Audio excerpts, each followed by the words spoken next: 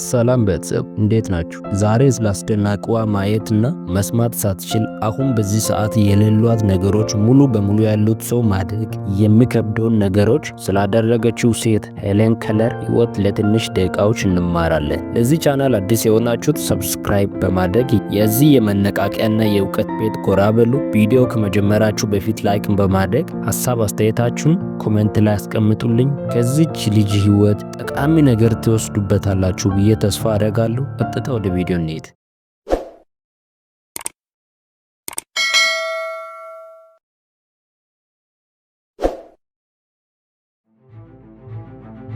ገና በ19 ወሯ በደረሰባት የትኩሳት በሽታ ራሷን የሳተችው ሄለን ከለር ወዲያውኑ የማየቷንና የመስማቷን ብቃት ተነጠቀች። ስለ ሄለን ስናስብ የሚያስገርመን ማየትና መስማት የተሳናት ሴት መሆኗ አይደለም፣ በሁኔታዋ ሳትበገር የመጀመሪያዋ ማየትም መስማትም የማትችል የዲግሪ ተመራቂ የዩኒቨርሲቲ አስተማሪ ጸሐፊ ለመሆን መብቃቱ ያስገርመናል።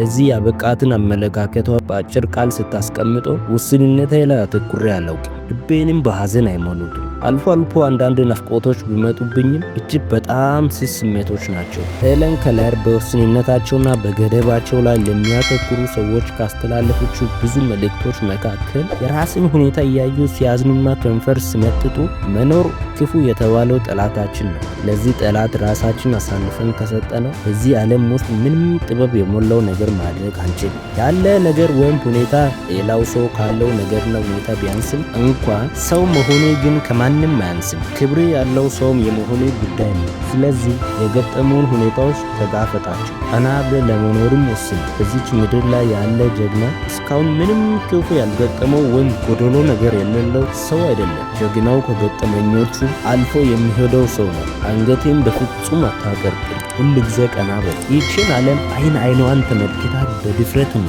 የህይወት መለወጫ መሪ ያለው በራሲ እጅ ላይ ነው። ሌሎችና ሌላ ጊዜን አትጠብቅ፣ ጊዜው አልፏል ብለም አትቁም። ያንተ ጊዜ አሁን ነው። ጉዳይ ያለቀና ያበቃለት ቢመስልም አንተ ከጠነከርክ እንዲሁም ከልቢ እኔ አሁንም ተስፋ አለኝ ብለህ ከባዶ የመነሳቱ ድፍረቱ ካለ ያኔ አንተ አንጸባራቂ ብርሃንን ታያለህ። ራስንም ድሮ ከነበርክበት ባዶነት አውጥተህ እንደገና ህይወትን የመኖር ጽንሱን ውስጥ ትጸንሳለህ። ጥቂት ደቂቃ ነው፣ ነገር ግን ትልቅ መልእክት አልፎበታል ብዬ አምናለሁ። ህይወታችሁን መለወጥ አለመለወጥ በእጃችሁ ያለ ቁልፍ ነው። በተለይ ለዚህ ዘመን ሰው እድሜው በየትኛው ደረጃ ላይ ያለ ሰው መሻቱና ቁርጠኝነቱ ብቻ ይኑረው እንጂ ሁሉም ነገር ወደ እጁ የመጣበት ሰዓት ነው። ከኔ ምን ማድረግ ያስፈልጋል ወይም ከኔ ምን ማድረግ ይጠብቅብኛል የምትል ወጣት ትኖር ይሆናል። እኔ መልስ ብዬ የሚሰጥ ነገር ቢኖር ከመንጋው ራስን ወጣ አድርገህ መገንዘብ ብቻ።